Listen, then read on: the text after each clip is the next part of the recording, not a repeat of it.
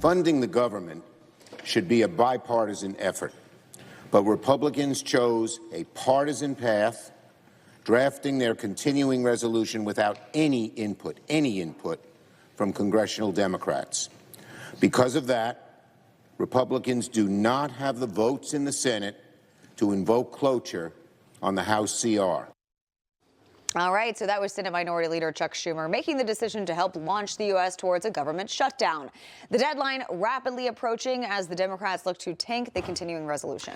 So it said Senator Schumer wants Republicans to just kick the can down the road, pass a month-long extension so they can negotiate before funding runs out for the government at 11:59 tomorrow night. So let's welcome in Oklahoma Senator Markwayne Mullin. Now, Senator, if I'm not mistaken, they're asking to vote on the budget that the Democrats and Joe Biden approved back in the end of the year, but now they won't do it. What's your reaction to Senator Schumer's comments and threats to shut it all down? Well, Mark, I was actually on the floor when Schumer was making these remarks, and I was kind of dumbfounded because he said that we didn't work with them to draft this CR. Keep in mind, it's a continuing resolution, the same continuing resolution that the Democrats voted for in September when Joe Biden was in office, the same continuing resolution CR that the Democrats voted for in December when Joe Biden was in office. So what has changed about the CR, which is a continuing resolution, right?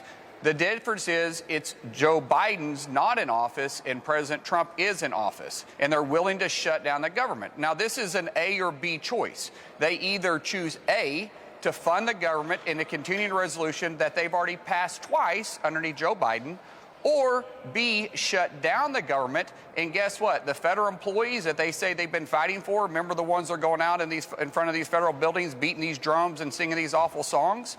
If they do that, what happens is they essentially give the authority to the White House to choose essential and non-essential employees and essential and non-essential agencies, meaning that President Trump can shut down these agencies that are causing a problem anyways, and also get rid of those employees underneath the government shutdown. Yeah, you're right. Those songs really are like nails on a chalkboard. And, you know, not too long ago, back in maybe worse. Yes, yes. So back in 2023, Chuck Schumer actually talked about how pointless a government shutdown is. Take a listen to this. The last thing Americans need right now is a pointless government shutdown. A shutdown will hurt just about every American.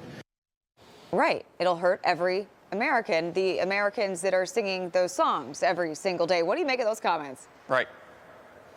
Well, it's the hypocrisy from the Democrats. Also in 2010, on record, you have Chuck Schumer and Nancy Pelosi talking about they're trying to find fraud and waste throughout the federal government and try to cut it. But once again, that's when Obama was in office.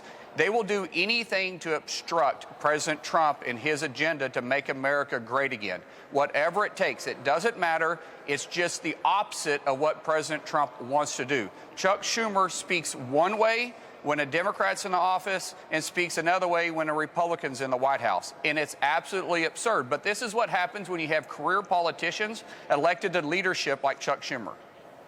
You know, Senator, you said something a little bit earlier, and I want to go back because this basically means Chuck Schumer is doing Elon Musk's job for him. If you're so non-essential, yes, you can be furloughed. Yeah. Doge should follow it up with a pink slip. You're no longer needed at all.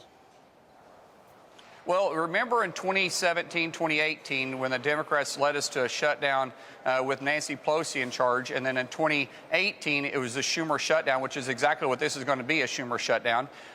It was all because of the fact their hatred towards President Trump. President Trump came out and said, if you choose to be non-essential, then the federal government doesn't need you because all federal government employees should be essential. This is going to be the same way moving forward. And when Chuck Schumer said that the Republicans doesn't have the votes in the Senate, we knew that beforehand because this is a 60-vote threshold. 60-vote threshold. This isn't like the budget. This isn't like the reconciliation. That's a simple majority. So we start at 53. We obviously have to have 7, but since Rand Paul is a no, and maybe one other, we're probably going to put 51 or 52 on the board. We've got to have 8 or 9. But we knew that before we even started. That's why a continuing resolution is a 60-vote threshold. All right, Senator, always great having you on. Thank you so much for joining us this morning. Information. Truth. Is freedom. Is Newsmax. It's real news for real people.